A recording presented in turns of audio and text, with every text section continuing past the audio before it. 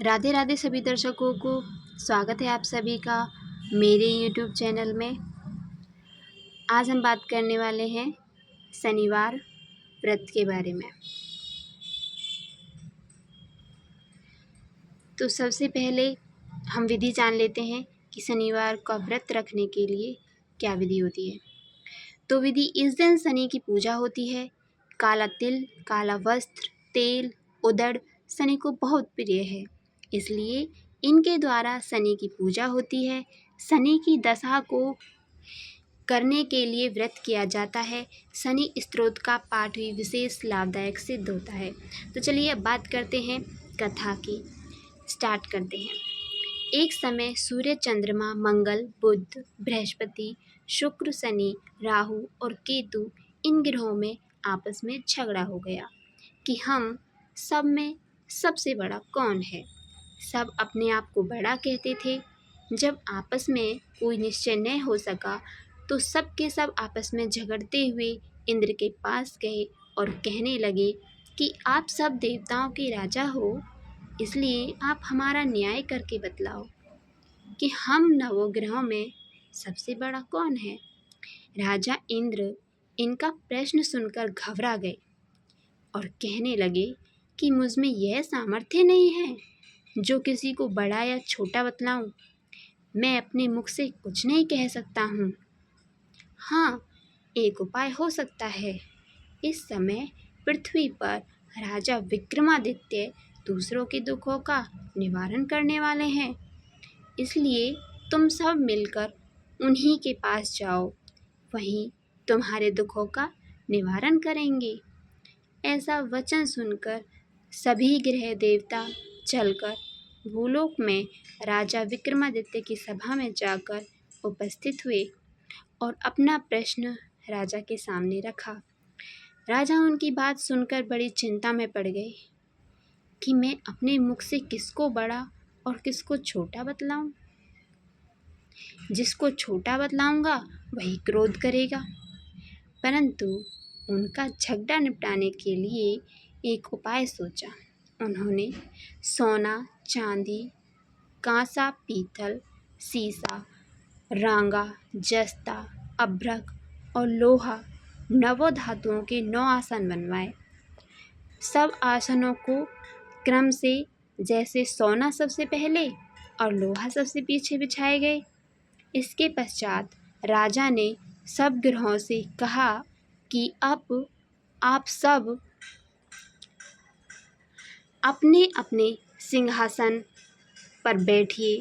जिसका आसन सबसे आगे वह सबसे बड़े और जिसका आसन सबसे पीछे वह सबसे छोटा जानिए।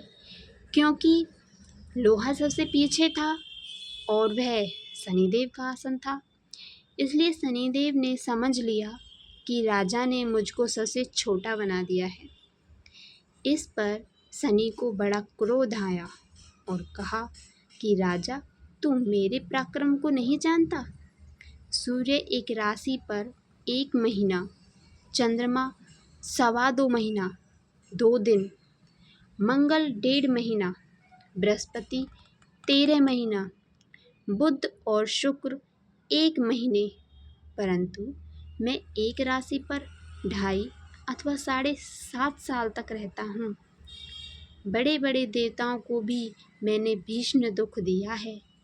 राजन सुनो, राम जी को 7.5 आई और वनवास हो गया, और रावण पर आई तो राम और लक्ष्मण ने सेना लेकर लंका पर चढ़ाई कर दी, रावण के कुल का नाश कर दिया। हे राजा, अब तुम सावधान रहना। राजा कहने लगा, जो कुछ भाग्य में होगा देखा जाएगा। उसके बाद अन्य ग्रह तो प्रसन्नता के साथ चले गए, परंतु शनिदेव बड़े क्रोध के साथ वहाँ से सिधारे। कुछ काल व्यतीत हो जाने पर जब राजा को 7.5 की दशा आई तो शनिदेव घोड़ों के सौदागर बनकर अनेक सुंदर घोड़ों के सहित राजा की राजधानी में आए। जब राजा ने सौदागर के आने की खबर सुनी तो अश्वपाल को अच्छे अच्छे घोड़े खरीदने की आज्ञा दी। अश्वपाल ऐसी अच्छी नस्ल के घोड़े देखकर और उनका मूल्य सुनकर चकित हो गया और तुरंत ही राजा को खबर दी। राजा उन घोड़ों को देखकर एक अच्छा सा घोड़ा चुनकर सवारी के लिए चढ़ा। राजा के घोड़े की पीठ पर चढ़ते घोड़ा जोर से भागा। घोड़ा बहुत दूर एक बड़े जंगल में जाकर राजा को छोड़कर अंतर्ध्यान हो गया। इसके बाद राजा अकेला जंगल में भटकता फिरता रहा। बहुत देर के पश्चात राजा ने भूख और प्यास से दुखी होकर भटकते भटकते एक ग्वाले को देखा। ग्वाले ने राजा को प्यास से व्याकुल देखकर पानी पिलाया। राजा की उंगली में एक अंगूठी थी, उसे निकाल कर प्रसन्नता के साथ ग्वाले को दे दी और शहर की ओर चल दिया। राजा शहर में पहुंचकर एक सेठ की दुकान पर जाकर बैठ गया और अपने आप को उज्जैन का रहने वाला तथा अपना नाम वीका बतलाया। सेठ ने उसको कुलीन मनुष्य समझकर जल आदि पिलाया। भाग्यवश उस दिन सेठ की दुकान पर बिक्री बहुत अधिक हुई। तब सेठ उसको भाग्यवान पुरुष समझकर भोजन कराने के लिए अपने साथ ले गया। भोजन करते समय राजा ने आश्चर्य की बात देखी कि खूंटी पर हार लटक रहा है और वह खूंटी हार को निगल रही है। भोजन के पश्चात कमरे में आने पर जब सेठ को कमरे में हार नहीं मिला तो सबने यही निश्चय किया कि सिवाय वीका के और कोई इस कमरे में नहीं आया, अतः अवश्य ही उसी ने हार चोरी किया है। परंतु वीका ने हार लेने से मना कर दिया। इस पर 5-7 आदमी इकट्ठे होकर उसको फौजदार के पास लाए। फौजदार ने उसको राजा के सामने उपस्थित कर दिया और कहा कि ये आदमी तो भला प्रतीत होता है, चोर मालूम नहीं होता, परंतु सेठ का कहना है कि इसके सिवाय और कोई घर में आया ही नहीं, अवश्य ही इसी ने चोरी की है। तब राजा ने आज्ञा दी कि इसके हाथ काटकर चौरंगिया किया जाए। राजा की आज्ञा का तुरंत पालन किया गया और वीका के हाथ पैर काट दिए गए। इस प्रकार कुछ काल व्यतीत होने पर एक तेली उसको अपने घर ले गया और कोल्हू पर उसको बिठा दिया। वीका उस पर बैठा हुआ जुबान से बैल हाँकता रहा। शनि की सदा दशा समाप्त हो गई और एक रात को वर्षा ऋतु के समय वह मल्हार राग गाने लगा। उसका गाना सुनकर उस समय के राजा की कन्या उस राग पर मोहित हो गई और दासी को खबर लेने को भेजा कि शहर में कौन गा रहा है। दासी सारे शहर में फिरती फिरती क्या देखती है कि तेली के घर में चौरंगिया राग गा रहा है। दासी ने महल में आकर राजकुमारी को सब वृत्तांत सुना दिया। बस उसी क्षण राजकुमारी ने अपने मन में यह प्रण किया लिया, चाहे कुछ हो, मैं इस चौरंगिया के साथ। प्रातःकाल होते ही जब दासी ने राजकुमारी को जगाना चाहा तो राजकुमारी अनशन व्रत लेकर पड़ी रही। तब दासी ने रानी के पास जाकर राजकुमारी के न उठने का वृत्तांत कहा। रानी ने तुरंत ही वहां पर आकर राजकुमारी को जगाया और उसके दुख का कारण पूछा तो राजकुमारी ने कहा कि माताजी, मैंने यह प्रण कर लिया है कि तेली के घर में जो चौरंगिया है उसी के साथ विवाह करूंगी। माता ने कहा, पगली, यह क्या बात कर रही है? तुझको किसी देश के राजा के साथ विवाह जाएगा? कन्या कहने लगी कि माताजी, मैं अपना प्रण कभी नहीं तोड़ूंगी। माता ने चिंतित होकर यह बात राजा को बताई। जब महाराज ने भी आकर यह समझाया कि मैं अभी देश देशांतर में अपने दूत भेजकर सुयोग्य रूपवान एवं बड़े बड़े गुणी राजकुमार के साथ तुम्हारा विवाह करूंगा, ऐसी बात तुमको कभी नहीं विचारनी चाहिए। कन्या ने कहा, पिताजी, मैं अपने प्राण त्याग दूंगी, परंतु दूसरे से विवाह नहीं करूंगी। इतना सुनकर राजा ने क्रोध से कहा, यदि तेरे भाग्य में ऐसा ही लिखा है तो जैसी तेरी इच्छा हो वैसा कर। राजा ने तेली को बुलाकर कहा कि तेरे घर में जो चौरंगिया है उसके साथ मैं अपनी कन्या का विवाह करना चाहता हूँ। तेली ने कहा कि यह कैसे हो सकता है? कहाँ आप हमारे राजा और कहाँ मैं एक नीच तेली। परंतु राजा ने कहा कि भाग्य लिखे को कोई टाल नहीं सकता, अपने घर जाकर विवाह की तैयारी करो। राजा ने उसी समय तोरण और बंदरवार लगवाकर राजकुमारी का विवाह चौरंगिया बना विक्रमादित्य के साथ कर दिया। रात्रि को जब विक्रमादित्य और राजकुमारी महल में सोए तो आधी रात के समय शनिदेव ने विक्रमादित्य को स्वप्न दिया कि राजा, कहो मुझको छोटा बतलाकर तुमने कितना दुख उठाया। राजा ने क्षमा मांगी। शनिदेव ने प्रसन्न होकर विक्रमादित्य को हाथ पैर दिए।